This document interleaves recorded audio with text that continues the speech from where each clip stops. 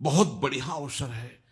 मंत्र न चले नाम चला लो, नाम न चले तो चतुरासी ही गुनगुनाने लगो। बिल्कुल अवसर मत दो, जैसे दुश्मन नीचे गिर पड़ा है, आप ऊपर चढ़े हो, अब उसको ऊपर आने का अवसर मत दो। ऊपर आने का अवसर दिया तो अब आपको ऊपर आने का अवसर दुश्मन नहीं दे पाएगा। ध्यान रखना, एक बार अगर अब मन चढ़ गया आपके ऊपर और मनमानी आचरण करा लिया तो आपको भजन लायक नहीं रखेगा, क्योंकि वो समझ चुका है कि तुम ऐसी जगह पहुंच चुके हो कि अगर अब हम इसको हरा ना पाए तो मुझे जिंदगी भर इसका गुलाम बनना पड़ेगा। मन ने देख लिया है कि अब हम मारे जाएंगे, अब मुझे मरना पड़ेगा, तो वो आखिरी कोशिश करके आपका नाश करेगा। बस आप सावधान हो जाओ। इस समय आपके घुटने उसकी गर्दन के ऊपर है, ऐसा समझो, क्योंकि सदगुरु आश्रय, संत आश्रय, सत्संग, नाम धाम आश्रय। अब वो विचलित हो रहा है, भड़बड़ा रहा है, कोई तो मिले ऐसा, थोड़ा तो हमें जीवन दान दे, क्या विषय भोग, थोड़ा तो मुझे विषय सेवन करने को मिले। चूक कर दी तो फिर गिरा देगा। परमहंस श्री ओंकारानंद सरस्वती जी ले जब बिल्कुल नई अवस्था में सामने उनके गए तो उनका, अच्छा बच्चा, बड़े भाग्यशाली हो, वैराग्य मार्ग में आए हो, पर ध्यान रखना, एक सांप को जब बंदर पकड़ता है तो बोले ऐसे ऐसे जड़ में रगड़ता है, फिर देखता, सू तो नहीं बोला, फिर रगड़ता है, और वो मरने पर भी रगड़ता ही रहता है कि कहीं इसमें जान न। बोले बस ऐसे ही साधु को, साधक को, उपासक को अपने मन को रगड़ना है। राधा वल्लभ सिंह हरिवंश, राधा वल्लभ सिंह हरिवंश, राधा वल्लभ सिंह हरिवंश। अगर सू बोलने का मतलब अगर थोड़ा भी विषय स्फुरण रह गया तो अभी रगड़ते रहो, राधा वल्लभ सिंह हरिवंश। फिर सच्ची कहते भजन करना नहीं पड़ता। जैसे भजन थोड़ी करना पड़ता है ही नहीं भजन, किसी और कुछ क्या करें, कुछ है ही नहीं यंत्रों में, वो स्फुरते केवल वही। अब उसको भजन थोड़ी करना है, रह ही नहीं गया कुछ, कुछ करना ही नहीं रह गया है। हंस रहे, खेल रहे, बात कर रहे, खा रहे, पी रहे, चल रहे, ठाड़े बैठे परे उताना, कबीर काहे हम राय ठिकाना, हर समय। पर वो स्थिति प्राप्त करने के लिए निरंतर अभ्यास की आवश्यकता है। श्री भगवान कह रहे हैं कि परमम पुरुषम दिव्यम याति पार्थानुचिंतयेत, जो मेरा सदैव चिंतन करता रहता है, दिव्य परम पुरुष का साक्षात्कार उसको अपने चित्त में ही हो जाता है। चित्त स्थान भगवान वासुदेव का है।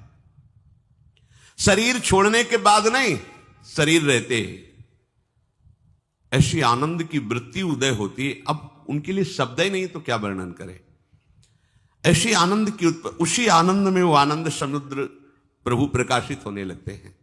पर उस आनंद में जहां आपका थोड़ा प्रवेश होता है, आप उलझ करके विषय की तरफ चले जाते हैं। ध्यान देना हमारी इस बात को, यह अनुभोगम में बात कहते हैं। जब आपको भजन का थोड़ा आनंद मिलेगा तो आप थोड़ा निश्चिंत जैसे होते हैं, उसी समय मन आपको विषयों में फंसा देगा। जब आपको भजन का अभ्यास बढ़ने लगे, आनंद मिलने लगे, तो आपको उदासीनता बढ़ानी है, हंसना नहीं है, लोगों से मिलना नहीं, खेलना नहीं है, क्योंकि इस समय चढ़ाई का है। आनंद स्फुरित होने लगा, बचाओ, बिल्कुल आसपास से सुरक्षित हो जाओ। वो आनंद ही आपको ऊपर ऐसी स्थिति में ला देगा जहां ये विषय नहीं ले जाएंगे। भगवान कह रहे परमम पुरुषम दिव्यम याति पार्थानुचिंतयन्, जो निरंतर अभ्यास चिंतन का करता है उससे चित्त में ही भगवत साक्षात्कार हो जाता है। अगर आप सावधान नहीं रहेंगे, चिंतन सही नहीं रहेगा आपका, तो किसी भी अवस्था में यह विषय चिंतन छूटने वाला नहीं। अभी हमारे पास अवसर है, अभी हमारे पास समय है, चूको मत।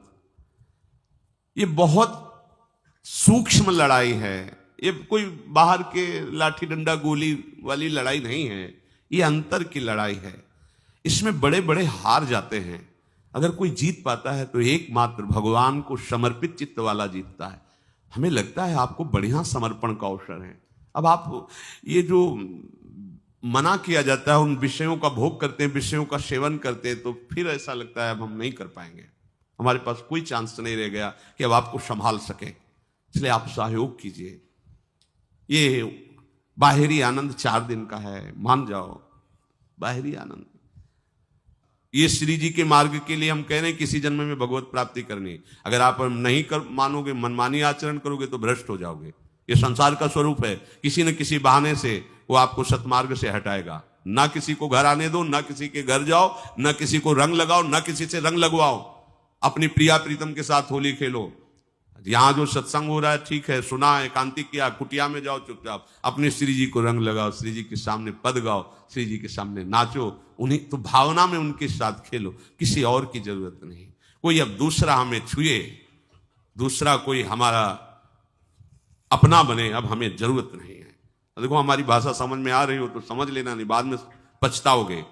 किसी को भी अपने साधन कक्ष में प्रवेश मत दो, किसी को अपनी कुटिया में मत आने। अब आप यहां गृहस्थ नहीं हो, यहां भी रह रहे हो, भले गृहस्थ वेश में रह रहे हो, आप वनवासी हो, आप श्री जी के उपासी हो, कोई व्यवहार की जरूरत नहीं। जब ऐसे रहोगे तो श्री जी आएंगे आपसे खेलने। निष्ठा, हृदय में निष्ठा। अब व्यवहार की गुंजाइश नहीं रह गई, हमारे पास समय नहीं व्यवहार का, हमारी बातें मान लो, पर आप लोग मानते नहीं हो, इसलिए कोई रंग नहीं चढ़ पा रहा। अरे वो बेचैन है आपके साथ खेलने के लिए, उनकी तरफ जब देखो ना तो बेचैन है, पर उनकी तरफ कोई देखना ही नहीं चाहता। वो तो यही से फुर्सत नहीं मिलती भोगों से खेलने के लिए, संसार के राग में खेलने के लिए। अरे वो तो लालायित है, वो तो खुशी हो रहा है कि ये हमारा शरणागत हो गया, अभी हमारी सहचरी बनेगा, हमारी सेवा में आएगा। शरणागत होकर के पीठ कर लिया श्री जी की तरफ, मुख कर लिया संसार की तरफ, तो दोनों लाड़िले उदास बैठ जाते हैं। अब क्या करें, ये तो उधर मुख करके जा रहा है, चलो फिर कभी लौटेगा, वो फिर इंतजार कर रहे हैं। विमुख भये निमिषो ना अकृपा जब चिते तब। खूब अभ्यास करो नाम जब। कोई होली दिवाली त्योहारी, हमारा सारा त्योहार लाडली लाल से है, इन्हीं के साथ खेलो। देखो तुम्हें बताएं, जो बच्चा बाहर खेलने नहीं जाता तो माता पिता उसके साथ खेलने लगते। कैसे? घुटने के बल चल रहा है तो वो पिता भी घुटने के बल चलेगा उसके साथ साथ। वो तोतली बोलेगा तो वो भी तोतली बोलेगा। देखा है कभी ऐसा? ऐसा कर। तो ये हमारे स्वामी भी जब देखेंगे कि अरे ये तो किसी से राजी नहीं है, केवल हमसे खेलना चाहता है, इनके लाने का एक ही उपाय है, ध्यान रखना, अनन्य व्रत नहीं चाहिए हमें। और जैसे कल आप सुन रहे थे, पपीहा बन के रहुरे, बस यही जातक व्रत नहीं, हमें नहीं चाहिए। अगर हमारे रंग पड़ेगा तो लाडली लाल का पड़ेगा, हम खेलेंगे तो लाडली लाल के साथ खेलेंगे, नहीं तो अब आजीवन नहीं खेलेंगे, आजीवन नहीं खेलेंगे। अगर हम पाएंगे तो इनकी जूठन पाएंगे, नहीं तो प्राण त्याग देंगे। जिएंगे तो वृंदावन में जिएंगे, नहीं जीवन। ये व्रत चाहिए। काहे को व्यर्थ समय नष्ट कर रहे हो? धारण करो अनन्य निष्ठा का व्रत। इनको अपनी तरफ आकर्षित करने के लिए अनन्यता ही व्रत है। रसना कटो जो अन रटो, निरखी अन पुटो, नयन श्रवण पुटो जो अन सुनो, श्री राधा जसमैन। कोई भी सत्संगी कोई व्यसन न करे, अन्य किसी से संपर्क न करे, खूब पद गाओ, खूब नाचो, अपना दरवाजा कुटिया का बंद करके खूब रो, नाचो, खेलो, कूदो, उन्हीं से वो खेलने लगेंगे। उनको चैन नहीं है आपके सिवा, आप चैन से रह रहे हो। हमारे प्रिया प्रीतम आपका इंतजार कर रहे हैं, तभी आप पर हेतु की कृपा की। ये बात अंदर की समझो, प्रिया प्रीतम अंदर से आपको बहुत प्यार करते हैं, पर हम देखते हैं कि आप प्रिया प्रीतम से प्यार नहीं करते। आप संसार की तरफ बढ़ते जा रहे हो, हाथ फैला खड़े, मेरी तरफ आ जा। ये हमारे भगवान नहीं है, ये हमारे लाडली लाल है। हम इनको भगवान नहीं, ये तो प्रेम के खिलौना दो खेलत है, प्रेम खेल। हमारे रसिकों ने इनको भगवान नहीं माना। अगर कोई संकट आया तो अपने आंचल में छुपा के इनको लेके भागे। ये नहीं सोचा कि अखिल लोक ब्रह्मांडों का ईश्वर, इसको छुपा के भागने की क्या जरूरत है। चाहे बिहारी जी को, चाहे राधा वल्लभ लाल को, जब कभी कोई ऐसा भय आया है तो ऐसा नहीं सोचा कि भगवान रक्षा करेंगे, नहीं, इनकी रक्षा हमें करनी है। इनको छुपा करके, कभी काम वन में राधा वल्लभ लाल को, कभी बिहार वन में से बिहारी जी महाराज, छुपा छुपा के अपने अपने ठाकुरों। तो हमारे ये लाड़िले हैं, प्यारे हैं, इन्हीं के साथ खेलना है, इन्हीं में रहना है। अब इन्हीं के पास रहना है, इन्हीं में रहना है। दो बात ध्यान रखो, इन्हीं के पास रहना है, इन्हीं में रहना है, बस। अब यही हम नहीं कर पाते, वही जो शुरुआत सत्संग में की थी, सबकी ममता ताग बटोरी, मम पद मने। ये भारी बात है, भारी बात है। जितनी जल्दी आप उदास हो जाओ संसार से, उतनी जल्दी मुस्कुराहट आ जाएगी प्रिया प्रीतम के मुख में आपके लिए। आप जब मुस्कुरा रहे उधर, तो वो उदास बैठे कि हमारी तरफ क्यों नहीं देख रहा। अब हमें अपने प्यारे को उदास नहीं करना, प्यारे को मुस्कुराहट से युक्त करना है। क्या हम उदास हो जाए? ताते मौन रहे वो उचित है, जगते भयो फिरे बैरागी, वृंदावन रस में अनुरागी। खूब चिंतन परायण रहो, कोई भी विषय का सेवन ऐसा ना करो जो आपकी बुद्धि भ्रष्ट कर। कोई आपने ऐसा गंदा व्यसन, गंदी बात, गंदी चेष्टा, आप परसों नरसों, फिर आगे क्या? आपका जो साधन मार्ग वो ढक जाएगा, फिर प्रमाद छा जाएगा। हमें किसी भी उत्सव में, किसी भी उत्साह में अपनी प्यारी जो की अनन्यता और सिद्धांत को नहीं छोड़ना, अपने मार्ग में चल। ये अध्यात्म है, अध्यात्म। ये दान पुण्य की बातें नहीं है, ये लोकांतर में भटकने की बातें नहीं है, सीधे भगवत प्राप्ति की बातें हैं। यत करोषि, जो भी तुम करोगे वो तुम्हें अपने आराध्य देव के लिए करना है, आराध्य देव को समर्पित करना है। देहाभिमान अभी कुछ ही समय में गलित हो रहा है, ऐसा आपको अनुभव होने लगेगा। कैसे समझेंगे देहाभिमान गलित हो रहा है? जब आपका अपमान हो और आपको कोई फर्क न पड़े, आपका सम्मान हो, आपको कोई हर्ष नहीं हुआ, बड़ा लाभ हो गया कोई सुख नहीं हुआ, बड़ी हानि हो गई कोई दुख नहीं हुआ, शरीर स्वस्थ है कोई हर्ष का विषय नहीं, शरीर अस्वस्थ है कोई शोक का विषय नहीं। यह है देहाभिमान गलित होने का स्वरूप। यत करोषि, तो जो भी हम करें, पापाचरण भी करें तो श्री भगवान को अर्पित कर दें। बोले नहीं, तस्मात् शास्त्रम प्रमाणम ते कार्याकार्यो व्यवस्थितो, जो तुम्हें करना है उसमें प्रमाणित कार्य करने हैं शास्त्र के अनुसार। यत करोषि, अब जो भी करोगे शास्त्र सम्मत करोगे और प्रभु को समर्पित करोगे, देहाभिमान बहुत जल्दी गलित हो जाएगा। यदश्नाशी, अशन भोजन, जो भी पाओगे पहले प्रभु को भोग लगाओगे, देहाभिमान गलित हो जाएगा। मान लो मेरी बात, ये सब 4 दिन के उत्सव, 4 दिन की चांदनी है। शोक समाज पूरा तैयार हो रहा है हमारे ऊपर आक्रमण करने के लिए। तुम्हें क्या पता, शोक का अंधेरा छाने के पहले ही व्यवस्थित जहां पहुंचना है वहां पहुंच जाओ, फिर अंधेरा छा जाएगा, कोई फर्क नहीं पड़ेगा। अभी आप यात्रा ही नहीं प्रारंभ किए हैं और अंधेरा आ गया तो मार्ग ढक जाएगा और जीवन व्यर्थ चला जाएगा। कुछ भी मत खाओ। कैसी धूर्तता हमारी बुद्धि में बैठी है। रसेंद्री की तृप्ति के लिए हम गुरुजनों की आज्ञा को रौंद करके चंद विषयों का सेवन करते हैं। धिक्कार है जीवन को। यदि आज्ञा उल्लंघन करके अमृत भी पीने को मिले तो विष हो जाएगा, ध्यान रखना। इंद्रियों की चाटुकारिता करते हद हो गई। अरे संसारी पुरुष में ऐसा देखे तो चलो, लेकिन जो भगवत मार्ग के पथिक, धिक्कार तुम्हारे जीवन को।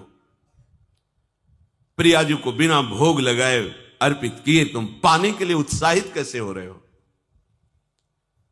जिन वस्तुओं को निषेध किया गया है उनकी तरफ स्वप्न में भी अगर गति हो तो जलन होनी चाहिए कि स्वप्न में भी हमने कैसे स्वीकार कर लिया। कभी कभी ऐसा लगता है कि भगवत प्राप्ति बहुत कठिन है, ये समझने वाले नहीं। मेढक को तौलने का अगर हमें आदेश मिले तो तौलना बहुत कठिन है। 5 रखो, 2 उधर छिटक के चले गए, उनको घसीटो तो 3 पहले वाले फिर उतर के चले, ऐसे है। सावधान हो जाओ। ये आज्ञा का उल्लंघन तुम्हारे लिए नारकी गति का काम करेगा। अगर आज्ञा है कि अमृत नहीं पीना तो मत पीना, नहीं वो विष हो जाएगा। और अगर आज्ञा है विष पी लीजिए तो गरल सुधा रिपु करहि मिताई, गोपद सिंधु अनल सितलाई, वो विष अमृत हो जाएगा। तुम्हारा शत्रु तुम्हारा मित्र हो जाएगा। ये भाव समुद्र गाय के खुर के गड्ढे के समान हो जाएगा। आज्ञा पालन बहुत बड़ी सिद्धि है। ये मूढ़ता का त्याग कीजिए। आप जानते हो, जानते नहीं है? नहीं, तुम नहीं जानते हो, तुम्हें वो जान रहे हैं।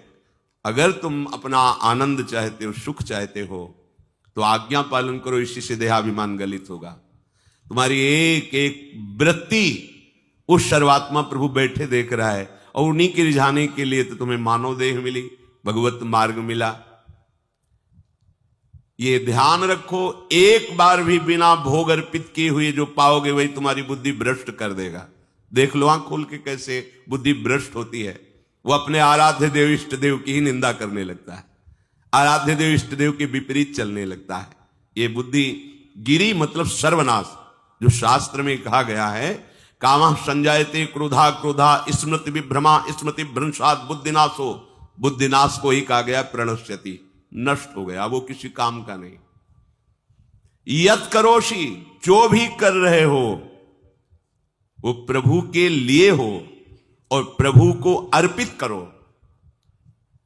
यदश्नाश, जो भी असन भोजन करते हो, जो भी तुम्हारी जिह्वा में जाए, अगर तुम इसी जन्म में भगवत प्राप्ति करना चाहते हो तो बिना भोग लगाए मत पाना, मान लीजिए।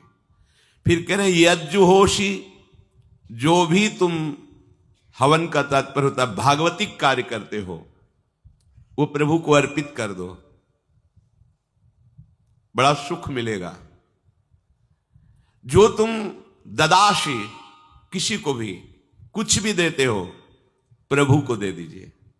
देने के पहले उसमें भाव कीजिए राधा वल्लभ लाल इसके हृदय मंदिर में बैठे हैं।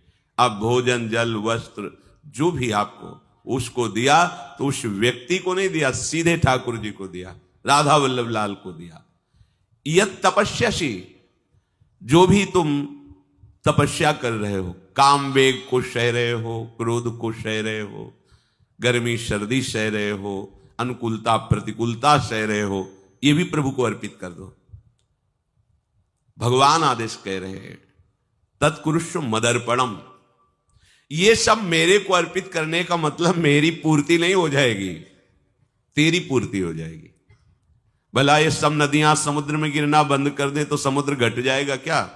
यद्यप समुद्र प्राकृतिक है, चिदानंद नहीं, भगवान तो चिदानंद समुद्र है। कोई भी नदी चाहे बाढ़ युक्त जाके गिरे या गिरना बंद कर, समुद्र में कोई फर्क नहीं पड़ता। इसीलिए सेवक जी ने कहा है मांगो मन मनुष्य दास अपनी कर, पूर्ण काम सदा हृदय। हे पूर्ण काम प्रभु, यद्यपि आपको मेरी जरूरत नहीं है पर मैं अपने लिए मांग रहा हूं कि अपनी दासी बना लीजिए। मद भक्तो मईश्वरे सर्वज्ञे परम गुरु वासुदेवे समर्पित सर्वात्म भावः यत् पश्यति शृणोति स्पृशति वा सर्वमेव भगवान वासुदेवः इत्येवं गृहाविष्ट बुद्धिर मद भक्तः सन एतत् यथोक्तम सम्यक दर्शनम विज्ञाय मद भावाय मम भावो मद भावः परमात्म भावस्तस्मै परमात्म भावो योपपद्यते युज्यते घटते मोक्षम गच्छति। वेद कहता है, भगवान की वाणी, मद भक्तो, जो मेरा भक्त हो गया है। अभी हम देह भक्त हैं, भोगों के भक्त हैं, विषयों के भक्त हैं, काम क्रोध लोभ मोह जब जो चाहता है हमें परास्त कर देता है। लेकिन जो मद भक्त हो गया उसको नहीं, बाहरी वेश परिवर्तन से मद भक्तो नहीं होता।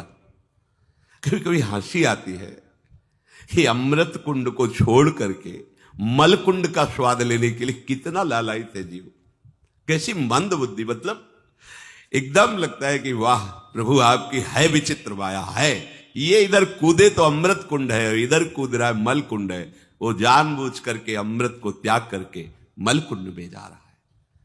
जहां हमारी प्यारी जी और प्यारे जी की ऐसी सुख वृत्ति है, वेणु कानन कुणित श्रवण सुंदर सुनत मुक्ति सम सकल सुख पाए पग पेलिरी।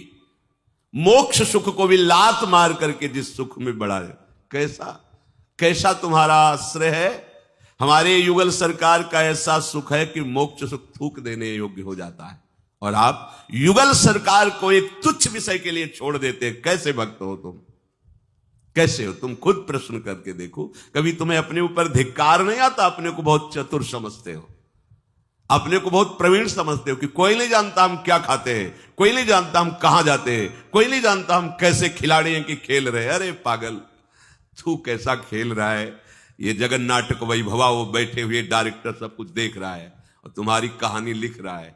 बहुत होश में हो जाओ, हर समय तुम दृष्टि में हो, ऐसा मत समझो। मद भक्तो मईश्वरे सर्वज्ञ, समझ मैं सर्वज्ञ हूं, मैं सब कुछ देख रहा हूं। परम गुरु, मैं गुरुओं का भी गुरु, परम गुरु हूं। भगवान बोल रहे वो है, वही परम गुरु है, क्योंकि गुरु शब्द ही उन्हीं के आगे है, दूसरा कोई नहीं, कोई है ही नहीं दूसरा, दूसरो ना कोई, वही परम गुरु है, क्योंकि उनके सिवा कोई है नहीं, वही है परम गुरु। बड़े करुणा में है। अगर ये सोचा जाए कि भगवान की वाणी और गुरु की वाणी अलग है तो भ्रम है आपको। भगवान की वाणी गूंज रही है, पकड़ो, आपको लगेगा बातें कर रहे हो, कहाँ गूंज रही है। अभी ट्रांजिस्टर लाइए, लखनऊ लगाइए, अभी बोलने लगेगा। तो वाणी गूंज रही ना लखनऊ की। कानपुर लगाइए, कानपुर बोल लेगा, क्योंकि उसमें पावर है उस वाणी को घसीटने का। एक यंत्र जैसा तुम्हारे अंदर तो पावर नहीं है, तुम अपने को बहुत पावरफुल समझते हो। एक इतना बड़ा ट्रांजिस्टर लाइए, उसे आप अभी लगाइए बंबई, वो अगर स्टेशन आ रहा पकड़ में तो बोलने लगेगा कि बंबई की आकाशवाणी से बोल रहा हूं, आकाशवाणी पकड़ रहा है वो। तुम्हारे अंदर कितनी सामर्थ्य है। तुम गुरुवाणी सामने से नहीं पकड़ पा रहे हो, आकाशवाणी क्या पकड़ोगे। बहुत ज्ञानी, बहुत विज्ञानी। वो एक यंत्र पकड़ रहा है लोक के स्टेशनों को। अगर तुम मंत्र पकड़ लो तो तुम भगवान की वाणी ऐसे सुनोगे, ऐसे देखोगे, कहीं दूर थोड़ी है, सामने नृत्य करते रहते हैं। नेत्र खुले थोड़ा, पावर आप में है, जो मंत्र मिला है वो यंत्र पकड़ता है स्टेशन।